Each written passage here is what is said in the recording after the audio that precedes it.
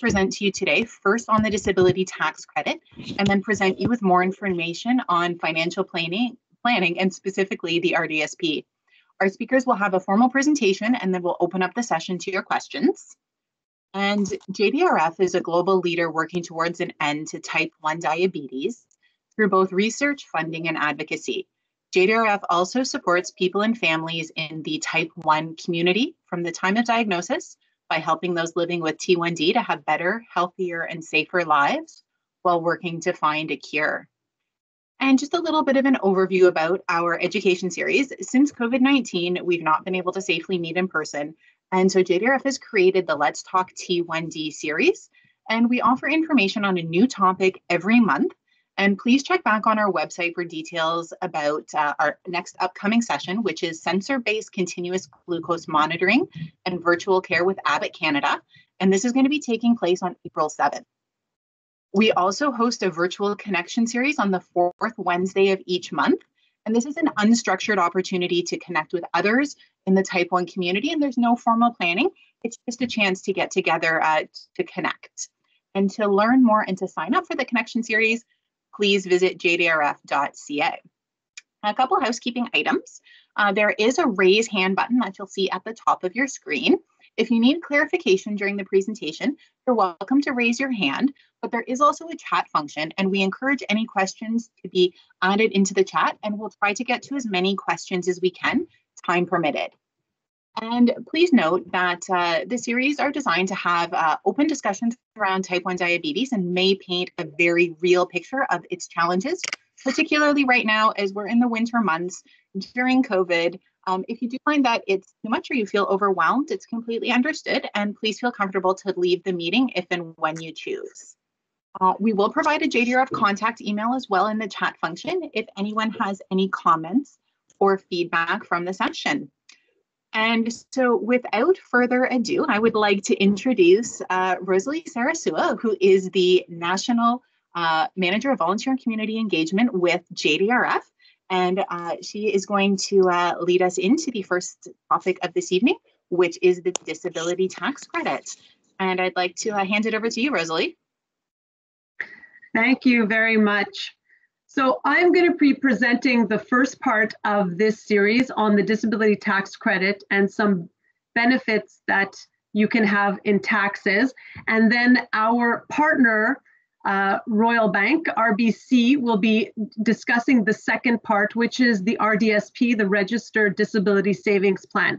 We have two financial planners who are with us tonight, Marc Mouchantev and Robert Gorgie, and they will speak after me. But after this topic of the disability tax credit, I will take questions before we move on to the next topic of the RDSP. So the first thing I wanted to talk about is just a few things that are available to all Canadians. This is not just people with type 1 diabetes, but it's the tax credit for medical expenses. So it is a medical expense tax credit. It's a non-refundable tax credit that you can use to reduce the tax that you've paid or you have to pay. So this is only if you actually paid taxes can you get this. It's non-refundable. So if you paid for healthcare expenses, you can claim them as an eligible medical expense on your income tax benefit a return potentially. These expenses include a wide range of products, procedures, services, such as insulin pumps, all medications, needles, travel for appointments if it's long distance, diabetes, dogs, etc. So this is something that you should discuss with your accountant or whoever does your taxes. But just to let you know a quick overview of this, it's a non-refundable tax credit of 15% maximum. This means that it reduces what you owe. If you don't pay anything, you will not get anything back. You need the receipts.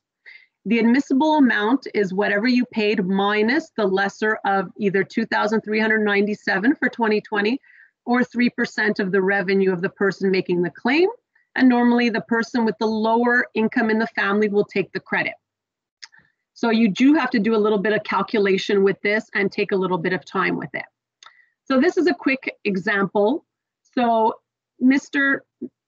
Makes 60,000, Mrs. This is just federal. Just to let you know, this does not include any provincial. We're just talking federally. We have people on this call from all provinces. So we will have to talk in generalities about this. So let's say their medical expenses are $10,000. So then you would have the total medical expenses you paid minus the lesser of either $2,397 or 3% of the revenue. So in this case, the tax credit for medical expenses would be $1,000 for this couple. This is the federal income they would pay without, and then the federal income they would pay with the medical expenses. So these are things you really want to think about because it really can add up. Having type 1 diabetes is a very expensive disease, and you really do have a lot of medical expenses that you can deduct. And even the smallest things you can deduct on your medical expenses. So it's something to really keep everything that you, all receipts you get from a pharmacy, all the little stuff, everything, even like the alcohol swabs, all of that stuff, you should really think about keeping all those expenses to try to help defer and to reduce your income tax. But what we're really going to talk about tonight is the disability tax credit. So the disability tax credit is also a non-refundable tax credit that can help persons with disabilities or their supporting person reduce the amount of income tax that they have to pay. So the same case, you have to have paid taxes in some form to receive this credit. An individual may claim the disability amount once they are eligible for it, meaning the CRA has approved your request. And this amount includes a supplement for persons under 18 years of age at the end of the year if they are your charge, your child, grandchild, etc., and you are responsible for them. The purpose of the disability tax credit is to provide for greater tax equity by allowing some relief for disability costs, since these are unavoidable additional expenses that the taxpayers don't have to face. It doesn't give you huge amounts, but it is very helpful.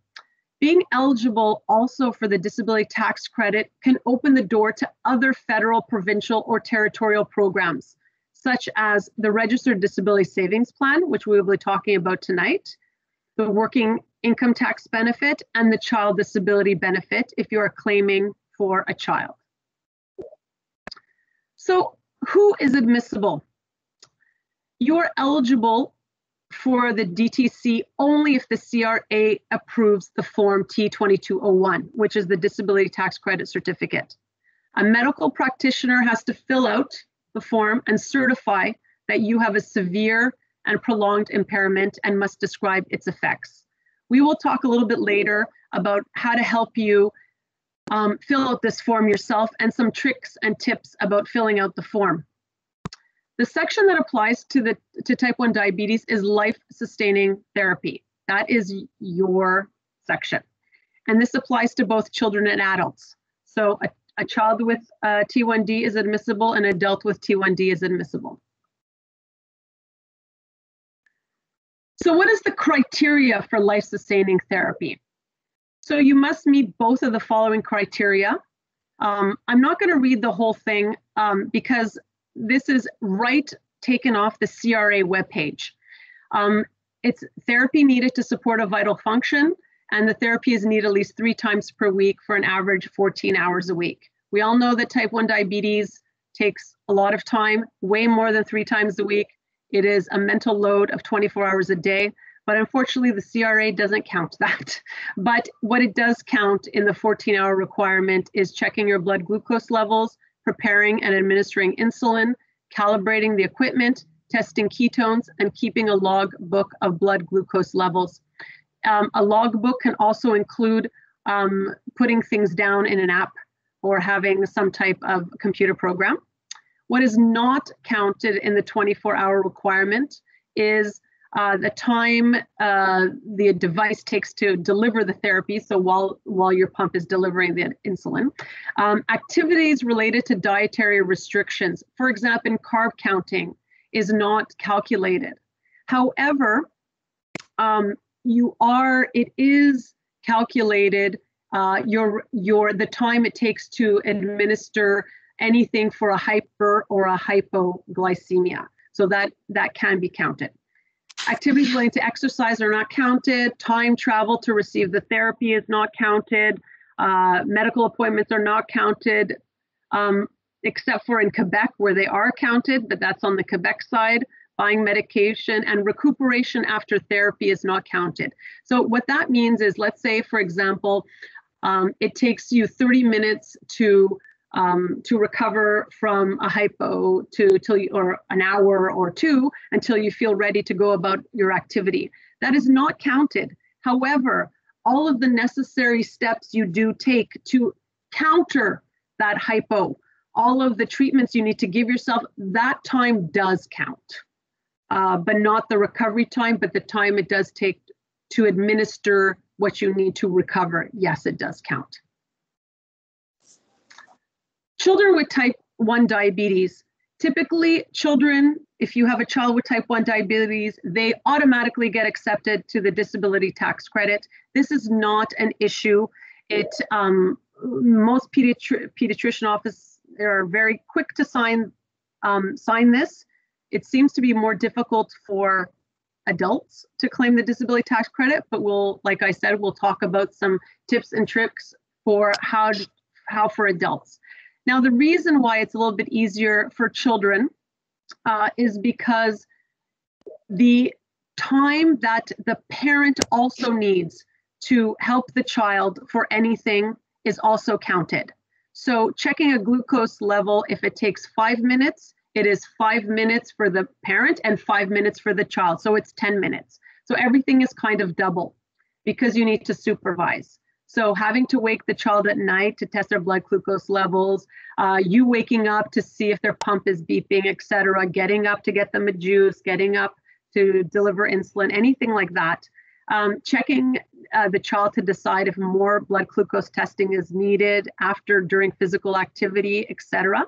Other supervisory activities. So this is why children with type 1 are usually always, I've never heard of a child that's not accepted for the disability tax credit. You can also get the Canada Child benefit, an extra supplement. So if you are already getting the Canada Child benefit for your child, so before they were diagnosed with type 1 and you were getting the child benefit, you don't need to do anything in order to get the disability benefit on top of it. It will automatically come when you get the disability tax credit. You automatically get the disability amount also. And sometimes the disability amount will even come before, but you always get that. So how to claim the disability amount once it's approved? So you claim the amount on your tax return. For yourself, it's on line 316. For your dependent, for a child, for example, it's on line 318. And for your spouse or common law partner, it would be line 326.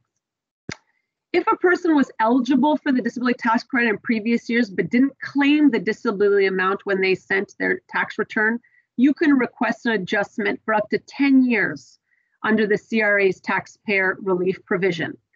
And this is something that I tell people always to do. When you are claiming the disability amount on the form T20211, there is a box that says, would you like us to reassess previous years? Always click yes. Because if you are claiming, let's say the first time in 2020, but your T1D was diagnosed in 2015, you will be eligible to get the disability tax credit retroactively from 2015 to 2020. And you can ask them to reassess your taxes for all those back years. So always check that box when you do this. If you've been previously diagnosed, if it's not your first year. So what do you get? These are the maximum disability amounts for all the previous years. So 2020, this year, the amount is $8,576. You do not get this because it is a non-refundable tax credit, but this is the maximum disability amount. And the maximum supplement for a child is $5,003. So how much do you actually get? So the non-refundable tax credit is a 15% credit, like most non-refundable tax credit, like the medical expense credit we discussed. This depends, of course, how much you'll get back on your taxable income and how much income tax you actually paid. So the non-refundable tax credit maximum is 15% of $8,573, so a maximum of $1,286.40. It's a maximum of how much you can get back depending on your income tax paid. There's also a non-refundable supplement for all persons under 18. So if you have a child with disability tax credit, the supplement as a maximum could be $750 that you could get back in your taxes if you made the maximum. So a few tips, because what we know, I have been working on this project of disability tax credit for over 2 years. I took it on because I saw so many people not being able to access a disability tax credit. So I wanted to I spoke with many endocrinologists, spoken with other doctors who in the past refused to sign and now do sign. I've talked with accountants. And so we're trying to figure out the best way, and the people who have been very successful at getting the disability tax credit, what do you need to do to get this? So there are a lot of things that I want to, it takes a bit of time to fill out the form as an adult. For children, as I said, it's quite simple. The doctor signs and the kids really, without even saying anything, just saying the child has type 1 diabetes, this is a permanent condition, and the child will get it. But once that child turns 18, they will need to apply on their own. So I suggest you fill out the form yourself before you go see your healthcare practitioner.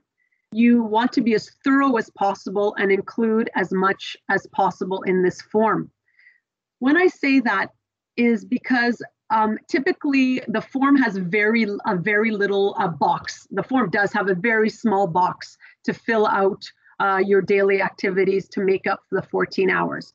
We always suggest that you take the time to either make a Word document, an Excel file, something on the side that you will attach to this form to give to your doctor to really show how much time it takes. So these are things including wiping your skin with an alcohol pad, washing your hands before you touch you take your blood meter.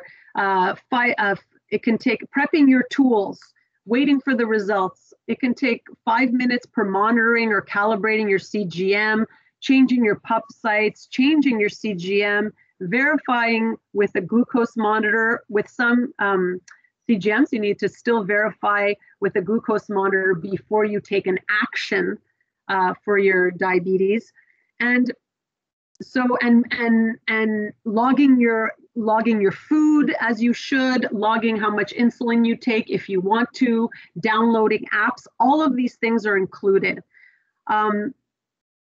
Another thing that endocrinologists have told me is that they will gladly fill out the form, sign the form, if they know you're taking care of your type 1 diabetes properly. Because if you're taking care of your diabetes in the way you should, it's definitely going to take you over 14 hours a week to do all the things you need to do to take care of yourself physically. Of course, we know it takes much more time than that mentally, and calculating your carbs and all of those things that are not included, of course, but they'll fill it out. They will say yes and sign for that. There is some resistance sometimes. Some people, like in the community, just hate the fact that it's called disability. It doesn't really matter if you want the money, so I would suggest that.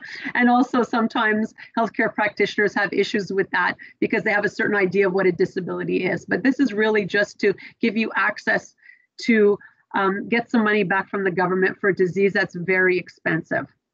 You want to make sure that your doctor says and writes it down that your condition is permanent. At JDRF, we are fighting very hard to find the cures for type 1 diabetes. But for now, it is a permanent condition. So please have them write it down. The CRA bases their decision on what's written in the form. on the signature, and all of the information that you also provide that justifies your 14 hours a week. If you're rejected, try again. You can try again right away. You can add a few more things. You can think of a few things that you're going to do, but try again. There are examples all over the internet about what people have written down, what they've calculated, how they calculate their time. You can ask friends for things. I have created a little form to help you for tips and tricks. So if it's something that you're interested in, you can send an email to volunteers@jdrf.ca and we'll try and get you some help. But it really is, you really need to take some time to really think about everything that you're doing for your type 1 in order to get to the 14 hours or more, 16 hours. It depends to each person. And there's also been rumors flying around that if you have a pump or a CGM, you can't get this. That is not true at all. Adults with pumps, adults with CGMs do get the disability tax credit. So yes, you can still get that. Even if you use a pump, you can still take 14 hours or more to take care of your diabetes. So please don't be put off by it. You should still try. But hopefully there's some good news on the horizon. Because in 2019, the first annual report for the Disability Advisory Committee, they put together this report, and they are fulfilling, the CRA, which is good, has fulfilled or is in the process of fulfilling a lot of the administrative recommendations and on this annual report, and including some of the noteworthy initiatives. So the paper application T2201 is being redesigned. The T2201 form and all the supporting documents can also be submitted through My Account. So you can submit it directly online through your CRA account. You don't have to mail it. You don't have to look for a fax number, all that stuff. You can submit all of these things once your doctor has signed it, and any extra supporting papers, which I recommend you send for adults that you are doing 14 hours, you can put that all into your account. The CRA is also looking at other comparable federal, provincial, and territorial programs to really get to the best practices of this. And there has also been created a navigator rule that is to create a liaison between the applicant, the CRA, and the medical practitioner, because they are really trying to put a focus on educating the medical practitioner that they can sign this form, that they should sign this form if the person meets the requirements. Now, I have to tell you, if a medical professional comes to you and says, "Oh, I don't think that type 1 is eligible for the disability tax credit," you can tell them that right on the CRA website, right in the guide, is the example of type 1 diabetes as an admissible disease. It's right there in the guide. So as long as you can show that you are taking 14 hours, you are admissible in practice. So they're really trying to do some more outreach efforts and to discuss longer term recommendations. Another thing that is good is that we are seeing more and more people with type 1 diabetes who have been accepted indefinitely for the disability tax credit. Many times in the past, we have seen that you're accepted 1 year, 3 years, 5 years, 7 years. Now we see more and more people with type 1 accepted indefinitely, meaning it's one and done. So we hope to see that more, and the more people with type 1 who get accepted, the more we are going to see people accepted indefinitely. And just quickly to end, recommendations for a diabetes strategy of Canada. It is going through the second reading right now. It's looking very promising. So we're also, the recommendations in there also is that the Government of Canada provide greater certainty to individuals with diabetes about their eligibility to the DTC. The recommendation is also to reduce the number of hours spent on therapy-related activities. They're saying 10. So hopefully we can get it down. And that include other time, want to amend the Tax Act to include meal prep and carbohydrate counting, etc. in this. So we'll see how that goes with the second reading. And they want to hold discussions with provinces and territories to explore different possibilities for it to be more equitable. And this is also coming down the pike. So we will see which of the recommendations really get through in the second reading of the diabetes strategy. So thank you very much for listening. I am happy to answer questions. And my name is Rosalie Sarasua, and I'm the Volunteer and Community Engagement Manager for Eastern Canada.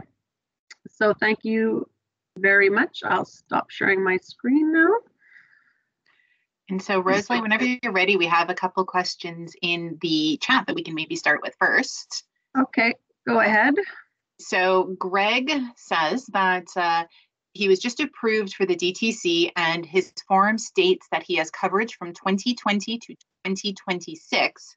Does this mean that I cannot get reappraised for taxes going back 10 years? That's right. If he was just approved in 2020, it means it's just starting this year. You can ask for a reassess. You can ask for them to look at it again if your doctor stated that your disability started before 2020. But if it says approved from 2020, it means 2020. Great. And a comment here from Kaylin, who says that just speaking from her own situation, if you are rejected, as you said, Rosalie, keep trying until you're accepted. She was rejected at first, and it took over a year and a 2-page letter to the CRA until she was finally approved. Exactly. That is really why the tips and tricks, you really take the time to write down the 14 hours down to the minutia of 2 seconds to clean your finger, 1 minute to wash your hands, like to the minutia of that. That's very important. Great. And one other comment here from Carla, who states that there are great Facebook groups out there as well for RDSP with lots of tips and tricks there as well. And Damien asks, does changing of sensors and or infusion sets, is that considered to be valid time? Yes, absolutely yes. Changing it, taking out of the packaging, taking it out of the box. Start from the moment you put the box on your table and time that. Yes, absolutely. Great. And we'll go, I see, Bill, that you have your hand up. Hi. Yeah, can you hear me? Yes. Excellent. So just following what you just said, how about ordering the supplies? No? No. Yeah. Not that, unfortunately. Not ordering the supplies, but the moment it is on your kitchen table to taking it out of the box, washing your hands before you touch anything, all that is included in the time. Yeah, it's somewhat strange. I find that we're talking about 14 hours. That's 2 hours a day. I don't spend 2 hours a day on my diabetes. I can't say I do, right? I'm on a pump. I've got a CGM. Even if I wasn't on the pump, and even if I didn't have a CGM, I would find it extremely challenging to fill in 2 hours a day. If you're doing really well, I mean, you can send an email and ask for the little form just to get more ideas. But let's say you have, if you ever have hypoglycemia or hyperglycemia, treatment of that is typically 30 minutes each time. So if you never have them. No, I get hypoglycemia all the time, but let's say it does take 30 minutes. You said that 30 minutes to recover doesn't count. Not the recovery, but trying to get, doing all the things you need to do to recover, yes. Like going to the store, getting my lifesavers out. Exactly, getting that stuff, waiting till, yes, taking your glucose level again, doing all that stuff. If you need to, if you have like for example, a Freestyle Libre, before you do anything, you're supposed to check glucose level by finger prick before, like in the if you read everything, right? So you can really pile it into there if you really take the time to put every last thing. calibrations, site changes, sensor changes, those are all included. They take quite a Clara while. been doing? If looking at it on the internet, you know, anything you do, if you keep any type of information about what you're eating, that too, a little notebook, you know, sometimes people are still keeping information about what they eat. That's counted, So you know? we don't log anything. I don't log anything because it's automatically logged, right? Then I guess I lose time for that, right? So you might be able to make up time other places, or, you know, does everybody know you are not logging everything? no, I get you on that, but do I have to supply my logging documents? No, nothing. Okay. You can just put just the time. So just time logging in, and I guess you just have to list all the activities that take up 14 hours, and they count them. Is that what you're saying? Exactly. So let's say you do however pump changes per week, this times 2, times 5. Every time you know, if you need to do a finger prick test just to calibrate or do anything, the wiping, the hands, all of that stuff, times however many times you do that in a week. If you not recovering, but the actions you need to take to help you with the hypo, if a hypo happens once a day, there's 30 minutes. If it happens, you know, once a week, or if you get a hyper, etc. Well, you're saying hypo 30 minutes, but that's with recovery, and we can't count the recovery, right? No, but you can, but send the email, Bill, and I'll send you back the thing. You'll see. I don't have all the papers in front of me, but we have a very detailed 7-page of notes. Okay, great job. And then you just don't copy it. I don't want everybody to copy it, but it's just really for thinking, because you might not realize all the time you spend. So what's your email address, Rosalie? It's in the chat. Okay. Check it out in the chat, and we'll move on. I see that Brenda has her hand up. Brenda, did you have a question? You may need to unmute. I unmute. Okay. I work with Diabetes Education Center, and I've been doing this for a lot of years. And I can tell you, Bill, you are spending the time. You just don't know how yet. But I have seen the CRA. If you think it's easy, it's not. I've seen them decline people because they say getting rid of biohazard waste doesn't count. Are you kidding? Washing your hands doesn't count. Now, I challenge them on that, and it gets reversed. I also see that GPs, not endos, GPs, are very quick to say, I don't feel that type 1 is a disability. And what I say to my people is 24 hours without insulin, you're dead. That's kind of a disability. So it's just, this is great. And I think we should all be getting improved. I'm 48 years T1D myself. I was declined the first time, approved for 5 years the second time, and then approved indefinitely. So I mean, it can be done, but I'm just telling you this because it's been my experience working with hundreds of diabetics. There was a time where it was a little difficult a few years ago. There was a memo that came out that made things difficult. Now we are seeing more and more people being accepted quite, you know, just looking at your phone. Every time you look at your phone, it's a couple seconds. Every time you click the buttons, if you're using an insulin pump, that counts. So like it all counts. Problem with Diabetes Canada. Yeah. Because 7 months they declined everybody. And you guys did a great job because you got them on Freedom of Information Act. Exactly. And anybody, I mean, we're not going to be able to answer all these questions because we're going to have to move on to the RDSP. But just to let you know, anybody who has ever got to the point of getting a lawyer to try and fight the disability tax credit, everybody has won. Not one case has the CRA won their case in this. So, nobody wants to do that, but it's getting easier and easier. And hopefully with the diabetes strategy that is coming out, it'll be even easier. And what we are really, really advocating for at JDRF is that the moment you have a disability, the moment that you're diagnosed with type 1, that's it, that's all. That's all you need to write. Click, type 1, check, done. So this is really what we want at the end game for this, until the cure is found, that you are automatically, because this is a life-sustaining therapy, you need it, no ifs, ands, or buts about it, you will get it. So we are, that's it. So I'm gonna have to stop here for now, but I really suggest the email, again, Danielle can write it down, is volunteers@jdrf.ca. It's the easiest way. It's in the chat again. So that we could give our chance to our partners at RBC, who is going to talk about the really interesting part and the life-changing part of this too. So after you receive the disability tax credit, we really do encourage you to talk to a financial planner and get the registered disability savings plan.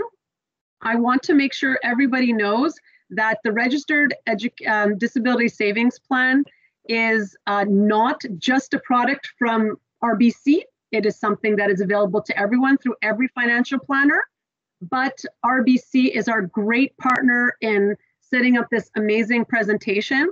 And tonight we have with us Marc Mouchanteff and Robert Gorgie, who are both financial planners from RBC, who will be discussing the second part. Take it away, Marc and Robert.